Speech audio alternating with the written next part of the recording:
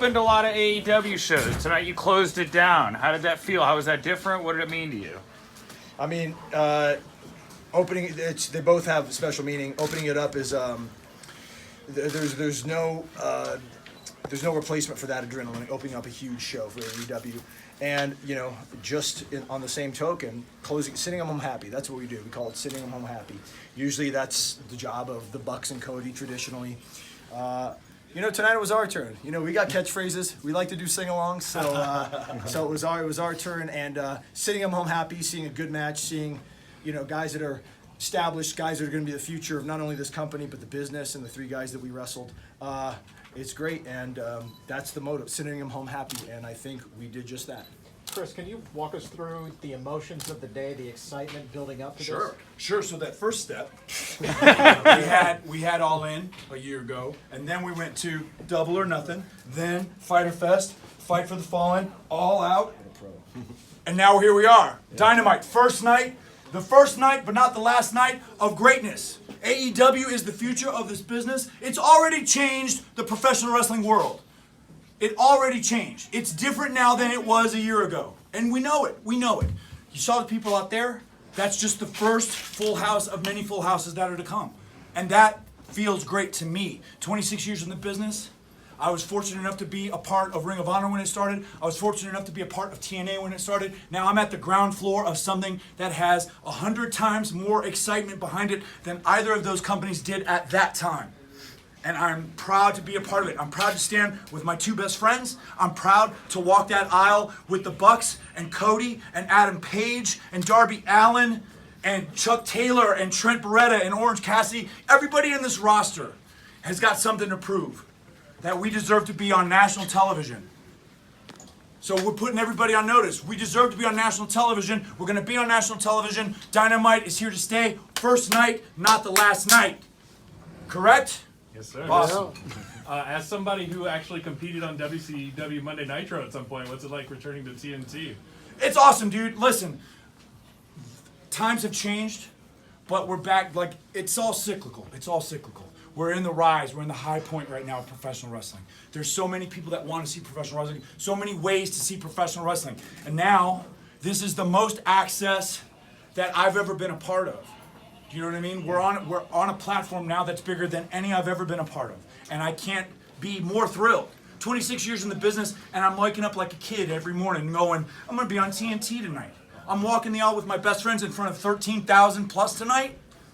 14,000 plus. Going to do it again next week, and the week after that, and the week after that, until I pass away, which could be 6 months from now. It'll probably be 70 years, and I'll probably still be wrestling. Awesome. The AEW movement was birthed out of indie wrestling. There's a saying in the music industry that indie is the new major. As guys that were dominating on the indie field, what would you tell other young cats that are working their way up through the indies and they're watching this and they're seeing that indie can be the new major? I would say not only was it birthed out of the indies, but it was also birthed out of a hunger for a better pro wrestling product that the fans had. The fans, they'll never lie to you. They're always going to be honest, and they've voiced for years that they were not happy with what wrestling has been. And so that played a huge key, because we can say we want to do this all we want, but without the people there to support, it's just going to fall on deaf ears. Now, as far as guys on the indies go, the only thing I can say is just keep working, keep learning. I know it's going to sound super cliche, but this is a guy that spent pretty much all of his career on the indies. I got a few little shots here and there at the big time, and I was passed on several times. And you can't let it discourage you. You can't let it, define you. And because I always say, 1,000 no's feel great when you get that one yes. So that's the only thing I can tell guys. Just keep working, keep learning. Never let yourself be satisfied, no matter how good or bad you are doing. Never let yourself be satisfied. Always strive for greatness. We are here at the highest level. The three of us, everyone on this roster, we are at the highest level. And we still have to deal with shit like that. Come on! We're here at the highest level, and none of us are satisfied with our performance tonight. Not that it was a bad performance, but we always want to do better. And that's the only thing I can tell people out there. Never be satisfied. Frankie, in sports, covering that, we always ask the players, the coaches, about watching game film, going back, critiquing your performance to get better, like Scorpio was just saying. Do you go back watch the tape from tonight, still critique it. How do you improve? You know, when I was coming up and starting, obviously, I mean, I did that at nauseum, and you know, would immediately, as soon as I could get my hands on a videotape, not to date myself, but there were things called videotapes, and sometimes I couldn't watch my own match for weeks after it came out. When TNA started, and I was fortunate enough to be able to watch myself on pay-per-view every week, it's a great tool. It's a great tool. Oh, this is what I'm doing wrong. This is what I'm doing right. Me personally, now I'm at a stage in my career where if I were to watch any of my matches back, I will rip it apart almost in an unhealthy way, because we're all our own worst critics. We all want to be better than we are.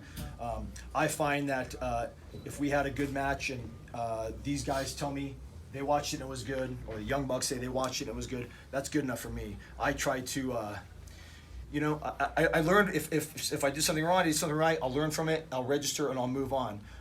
You know, but I just want that moment to exist in that moment. And, you know, I don't personally need to go back and see. It's like, I knew what I did right, I knew what I did wrong, based on the crowd reaction, based on how the match went. But that's a huge tool that any young guy, getting back to the question about guys coming up, is obviously watching yourselves and watching people that are better than you.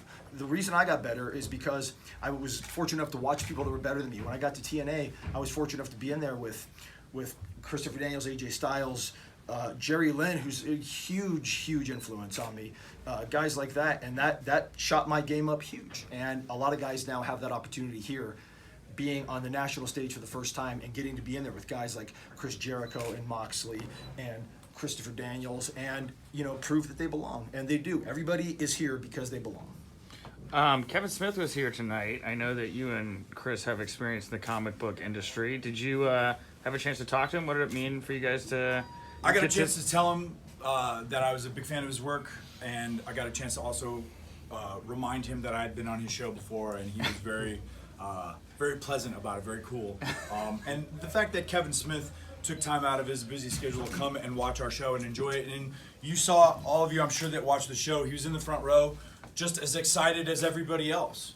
And that, to me, like someone like Kevin Smith, who's seen all forms of entertainment and has dealt with all forms of entertainment, for him to be entertained, again, it's just a sign that we're doing something right. You know what I mean? Someone who you could see that might be jaded by, you know, other forms of entertainment came and enjoyed himself tonight. Loved what he saw, I think. And, you know, on that note, going back to, you know, indie stuff, like the whole View Askew pictures, like that was very Right, much... exactly. Kevin Smith very much had an indie mentality. Like, he wasn't in the system when he was making films. Correct. He was very much out of the system, and now look what he became. He built up a brand the exact same way that we're doing with AEW. Just he's not falling down and doing it. He's rolling foot. You know, so He seems way smarter than he we are. really This does. stuff He really hurts. does. So yeah, it's, you know, One more question, please. Who Make didn't it get good. one? Pressure's Who didn't on get you. one? Who didn't get one? make it You good. guys touched on several instances where you've been TV ready. Are you giving any advice out to the guys you're working with, like Jurassic Express, or just trying to get them ready for this level? That's our job at this point. Like, I enjoy what I'm doing for myself, for my career, but I also realize that that's not why I was hired. It's part of it, but it's not the whole of it. Our job is to take our experiences from the places we've been and try to impart this knowledge to guys who've never had that opportunity to work live television in front of crowds like this before. So yeah, I'm 100% taking guys aside. If I can watch their matches and I see something, I'm gonna go to them and say, this is what I think. And knowing that I don't know everything, but I do know what has worked for me, and the best that I can do is say, this didn't work for me, I tried it this way, try it this way in the future. And that's how these guys learn, is they try and they see what works and they build their repertoire like that. That's another point of the independent scene. Like, that's where you learn. That's where you learn to get over. And if you can get over in front of 50 people, maybe you can get over in front of 500 people. And if you can get over in front of 500 people, maybe you can get over in front of 5,000 people. But I mean, I didn't know until I started getting over in front of the small crowds, until that was when I realized, oh, okay, I can do this in front of a bigger crowd. More people want to see me. So these guys are getting that opportunity. Hopefully, they don't have to go through the same stuff that we did. Hopefully, now that they're here with us, we can sort of impart that wisdom, save them some of the time, try to get them to this level quicker than some of the drudgery we had to deal with. And if I can do that for any one guy, I feel like I've done my job. And hopefully I'm doing it for every one of them. I hope he's doing it for them. I hope Frankie's doing it for them. Because that's what we're here for. I'm not going to be able to do this for the rest of my life. I say so, but at some point, one bump is going to be my last bump. But I'm still going to be part of this company. I'm still going to be helping, trying to make this company as good as it can be, the best wrestling product on television, the best wrestling product in the world. That's what I want to make. That's what these guys want to make. And if part of it is me bumping, cool. But if part of it is me telling guys what worked for me and doesn't work for me and what might work for them, then great too. Great. Thank you so much. God bless you.